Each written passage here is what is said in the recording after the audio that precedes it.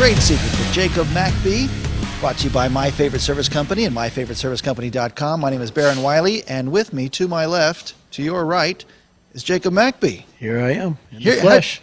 And thank you for coming. We're in the Bevy Hotel, nice and cool today. Yeah. The cool front just came in on this September day here. Not a good thing, though, for the air conditioning business, right? Not bad. I'm not going to complain. You know, there's still plenty of work to be done out there, plenty of maintenance, upkeep, and other things that we stay busy with. So, hey, I enjoy the cool weather and that cool snap that came through. There's something about the weather change that helps you sleep a little better for that first phase, right? Yeah, a little bit. You almost want to open the windows sometime, but nope, I like it with the the windows closed and the AC on, except for when that first time you flip on the heater and then you get that musty heater smell. There's things you can do about that. Oh, really? Call before it's a problem, Baron. Call before it's a problem. Well, then you should call 830-212-4222. How do you solve that problem? Would that be a duct cleaning, maybe? General maintenance typically take care of that. Just a general maintenance on the system. Just all it is on your, whether it's a gas furnace or electric system, the dust and stuff that's built up on that heat exchanger or those heating elements. Basically, it catches on fire and doesn't catch on fire. Makes a little bit of smoke, a little smell, and then it's gone usually after the first 30 seconds to a minute. I just thought that was part of life, that was just part of the deal. No, but no, you can prevent that. No, it doesn't have to be. And there's another one that a lot of people probably experience out there, and in the industry we call it dirty sock syndrome. Dirty sock syndrome, but it's usually where your electric heat pump system has been traveling through the working through the summer months, and that coil inside there's cold and wet, and then in the wintertime, it's the opposite, where that coil is actually warm, hot, and provides warm air to the house, and the transfer over causes a funny smell. And so there's also things to be done about that. And the air quality, this is what we're talking about, the air quality in your home. Yeah, air quality is important, and that's a special project that we just finished up that I'd like to really discuss also, that we are so excited about, so excited to come across, so excited to be a part of, and so excited to finish. Well, let's talk about, if we're talking about the same thing I think we're talking about, I'll start off with when you first launched My Favorite Service Company. You're into, as most businesses are in Boerne, believe in giving back to the community, and especially in supporting veterans, and you did that. Your first thing out of the gate, without even any promotion, it was almost kind of like, we're just going to do this and not make it about us. But you took care of some veterans here with a brand new air conditioning unit, and not only that, you honored the person who nominated veterans for your promotion. They got one too. It's just incredible. But something else came across your path recently, where again you just did the right thing. Yeah, we essentially what happened is this. So Jay works as the operations leader in the company. I like Jay. And a gentleman that he went to school with was named Brandon Nation, and he stayed in touch with him via social media, etc. And his wife Amy, and Brandon came down with COVID back in February, and it got pretty nasty for him and the family, and he went through a lot of complications. Ended up entering into the hospital in February, and is still not out of the hospital. And I actually have a letter that Amy wrote us after we got involved in the thing, and we offered. I asked her to just kind of fill me in on the entirety of it with a letter, and I have the letter. I'd like to read it here just shortly. The thing of it is that the family was in need, and we felt that they were in need. We found that their need was something we had a solution for, and in doing so, the entire team got together. We went out, we looked at the job, we figured exactly what was needed, and we went out and took care of it for them. We finished it up this week, and it was fun. We actually had Dean out with On Purpose Media. He came out with the camera and kind of helped film some of the things. So thank you, Dean and On Purpose Media, for getting out and helping us with that and being a part of it. And we had a lot of fun with it. So I know this family, and more specifically, the man's had a double lung transplant. He ended up with a double lung transplant. I mean, that's just thank you, COVID. And again, that just takes you off your game, and the family just has a need. I know there was a lot of fundraising support, for them to help them get through. But again, you took up one of the most important needs, and this guy needs to be able to breathe in his own home. Yeah. When he gets there. Speaking of air quality, Yeah. So important. His mom was really really happy about it, as she was there as we were doing the work, because they're in Florida at in the hospital still, just as he's going through his final recovery before his trip home, which it looks like he's going to get out a couple weeks early as long as things continue to progress. But his mom was very excited, and she said, you know, it's a great blessing because now he's going to be able to come home and not have to worry about the air he's breathing, and if it's going to be that hospital quality air, et cetera, Yes. et cetera, he's had in these, you know, rooms that he's been confined to through his recovery stages. And we tested everything. As a matter of fact, I'll be back over in a couple of days. We'll retest again, make sure it's staying up to par and where we want it to be as far as the air quality is concerned through our third-party verified measurement tools. And yeah, it's just really exciting. She was excited about it, and there's so many different ways to look at it. But the team, as far as our culture is concerned, they're really excited about Yeah. it because of what we're doing there for a family, for somebody that needed that. And so getting out there and doing that was a special thing for them too. And It's a morale booster when you show up to work and you know that you're just doing great things for great people. And you said you had the letter. Would you mind sharing that Sure. with us? Absolutely. So, Brandon and Amy Nation's story to recovery. Journey through COVID, faith, love, and life. We are in our mid-40s, pretty darn healthy, had been taking good vitamin regimen since COVID started. We have 3 sons, 2 in middle school, 1 in high school, and live in Boerne, Texas, small town 20 minutes outside of San Antonio. My husband, Brandon, has been hospitalized and fighting for his life since February 16th. His first week at home, sick, February 8th to the 16th, COVID had invaded his lungs, and little did we know was already wreaking havoc on his lung tissue, dropping his oxygenation. He was admitted and transferred to San Antonio all alone, as COVID restrictions made it impossible for me to go with him.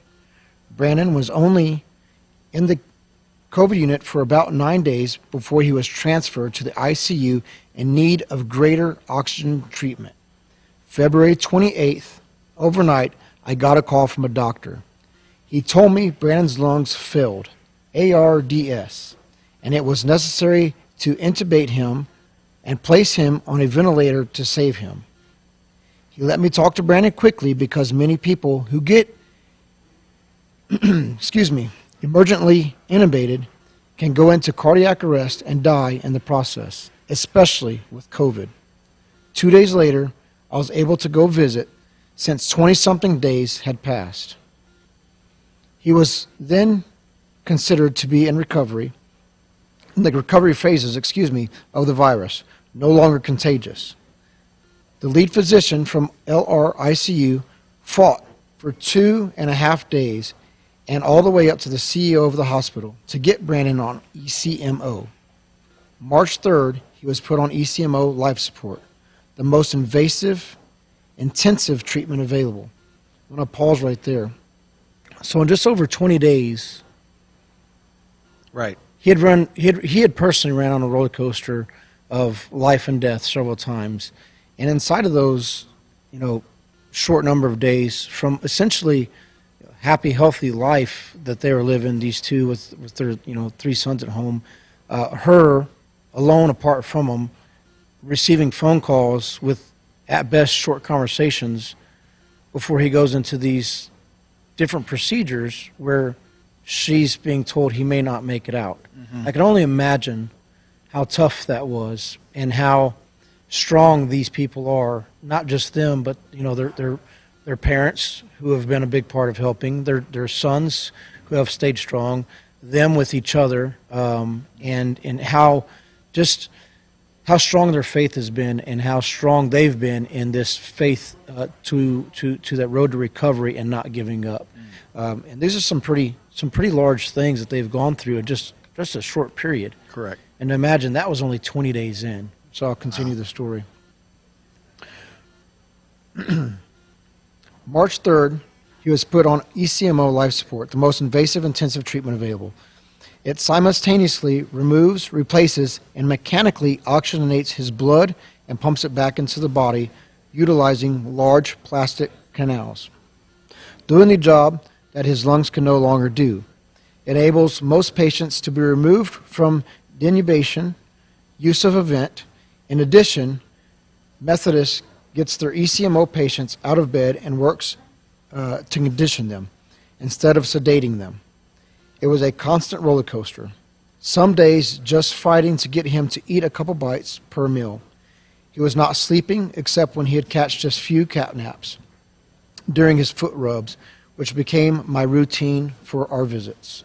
Ultimately, the virus completely destroyed his lungs, causing the right ventricle heart failure and even loss of consciousness on 2 horrifically frightening occasions. One night, he was lifeless for 9 minutes. She puts that with 3 exclamation marks. Lifeless for 9 minutes.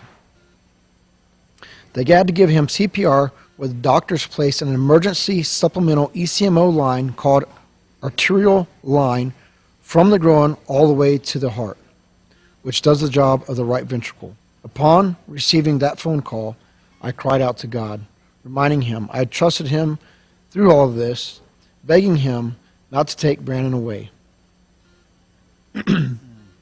After my drive to the hospital at 3 a.m., having been told he was not told he may not survive, and he could be brain damaged for due to the time he is off. Excuse me. After the drive to the hospital, this stuff is hard to read, so I can only imagine living it, and I've read this 4 or 5 times. After the drive to the hospital at 3 a.m., having been told he may not survive and he could be brain damaged or even brain dead, I was in shock and just clung to my faith. Once I was allowed to the room, I could hardly bear to look at him in this state. I held his hand, got on my knees, and told God that I had trusted him through this journey and still did. I knew he was the only one who could make Brandon well.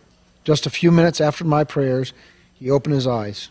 They didn't expect him to wake for several hours from the trauma and the medication. I asked him a question and he shook his head no. This was huge. He is indeed a miracle. Due to the medications he was on at the time, he forgot everything he had asked each time. He'd wake up and doze off. He asked me what happened. He asked me if he was dead. But the best thing is he said, "My family loves me and needs me." This was on a poster I had made for him, and he had memorized it. Through God's mercy and intervention, he is saved. The letter goes on a little bit more, and I'd like to just kind of pause so I can catch my breath. Yeah. Like I said, after reading this several times, it's still just so tough. But what a miraculous recovery! What great faith through the family, the friends, the parents, and everybody.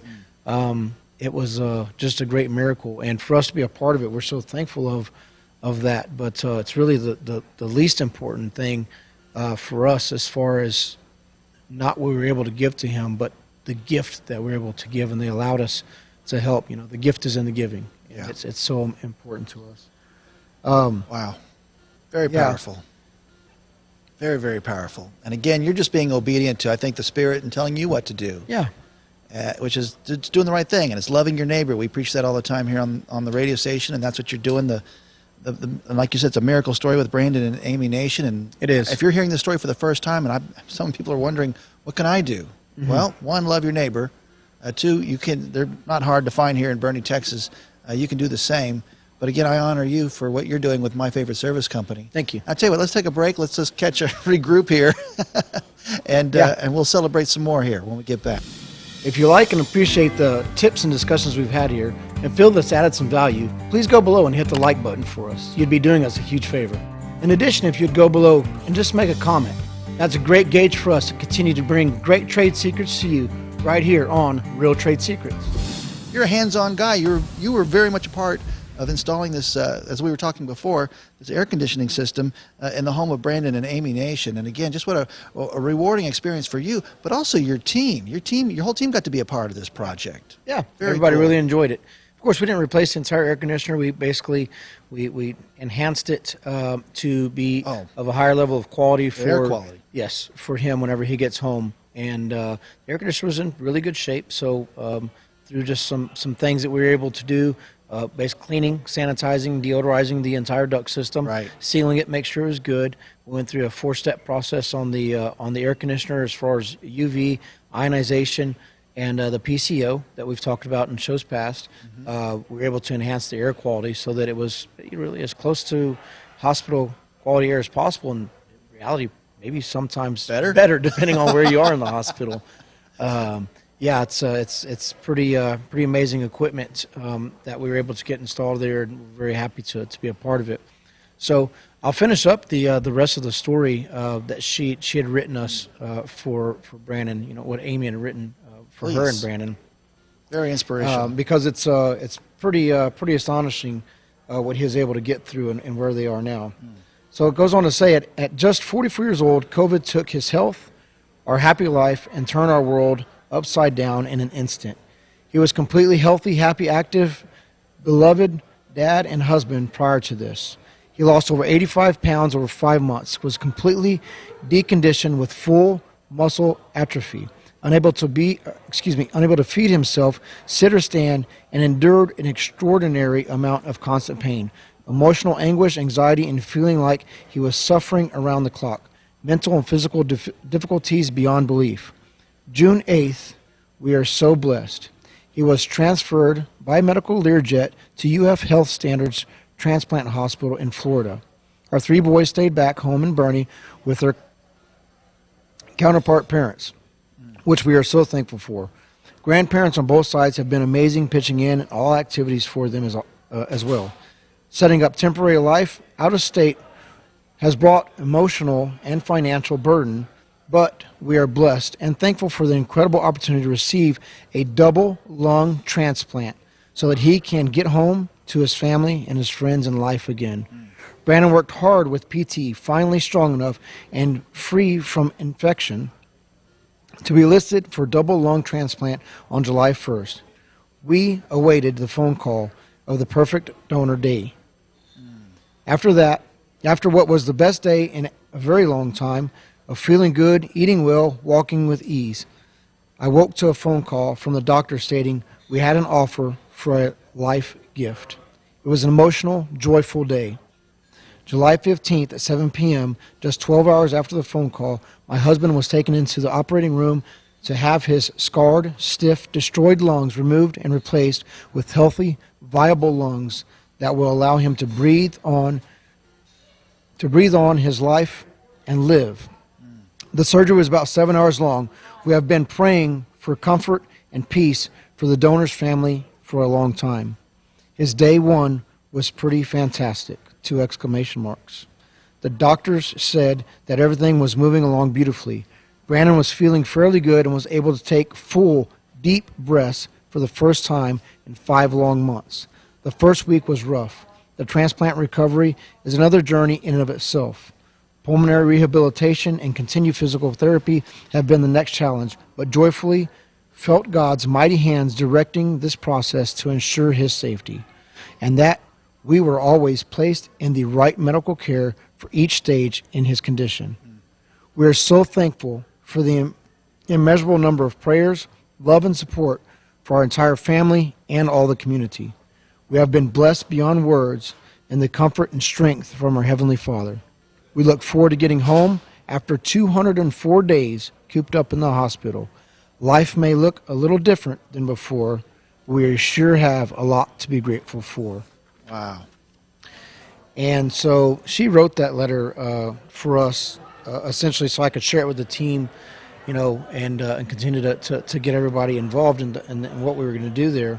And as I said before, our gift to them was pretty minor, but they look at it so much larger, and that reaction from them is really the gift that we get in return, to be able to do something like that for them, and they feel so happy and comfortable and excited about that is just so amazing for us.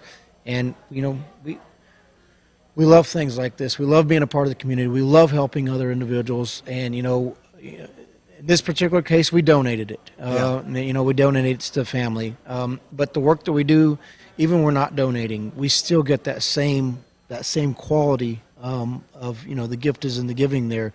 by providing the standards of work and the level of work that we do. And today I just want to take some time and recognize that family and recognize the team for all that they've been through, all that they're doing, all that they've done, and all they continue to go through and do to get to the point where, hopefully he's back to 100% health and maybe better than before. Yeah.